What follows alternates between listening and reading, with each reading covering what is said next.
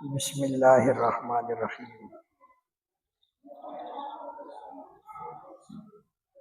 ولا تقولوا لمن يقتل في سبيل الله اموات، جو اللہ کے راستے میں کٹ مرے اسے مردہ نہ کہو بل احیاء ولکن لا تشعرون، وہ زندہ ہوتے ہیں تمہیں اس کا شعور نہیں۔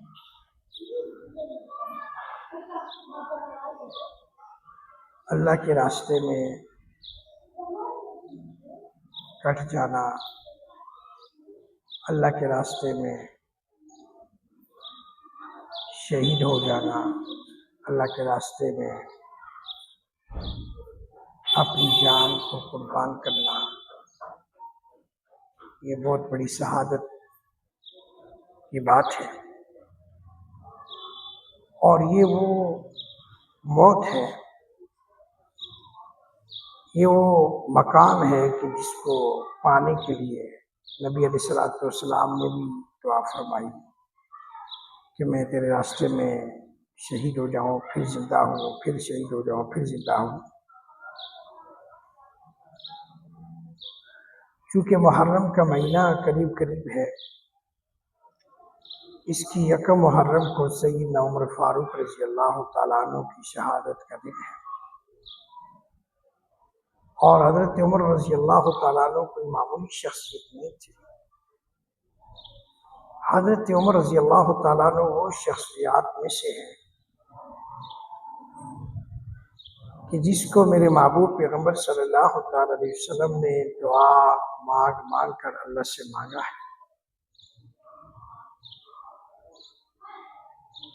غلاف کعبہ پکڑ کر رات کی تنہائیوں میں اللہ کے دربار میں رو رو کر یا اللہ اسلام کی عظمت کے لیے، اسلام کی شان کے لیے، دین کی عظمت کے لیے، دین کی شان کے لیے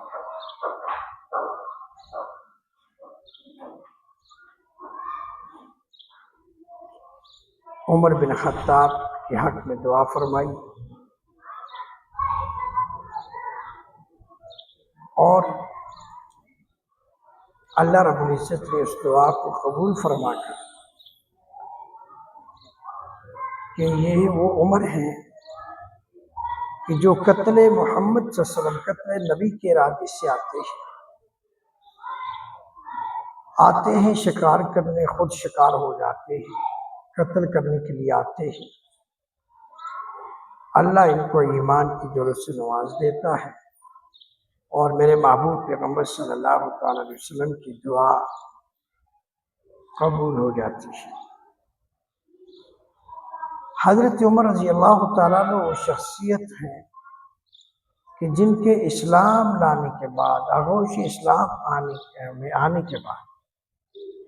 دار کعبہ کھلا ہے، دار ارقم سے نماز کا ادا کرنا، وہاں سے نکل کر خانہ کعبہ بیت اللہ میں نماز پڑھنا، یہ اعزاز حضرت عمر بن خطاب رضی اللہ تعالیٰ عنہ کو حاصل ہے کہ حضرت عمر رضی اللہ تعالیٰ عنہ نے جب اسلام قبول کیا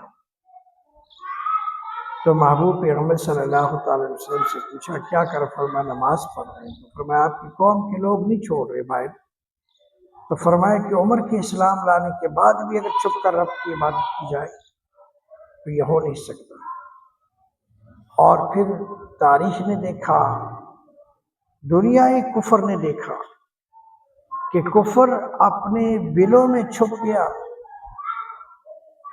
جب حضرت عمر نے اعلان فرمایا کون ہے جو بچوں کو یتیم کرائے، آ جاؤ، عمر اسلام لا چکا ہے، لیکن ایک بھی مشرکین، ایک بھی کافر، ایک بھی فرد میدان میں نظر نہیں آیا، اور یہ میرے محبوب پیغمبر صلی اللہ تعالی وسلم کو لے کر بیت اللہ میں نماز پڑھ رہے ہیں۔ تو حضرت عمر رضی اللہ تعالیٰ عنہ اس مقدس شخصیات میں سے کہ جن کو اللہ رب العزت نے اتنی وجاہت عطا فرمائی، اتنی جرأت عطا فرمائی، اتنی ہمت عطا فرمائی، اتنا رعب عطا فرمایا کہ کفار پر اتنا روک چھایا کہ کوئی ان کے مقابلے میں آنے کی ہمت نہ کر سکے۔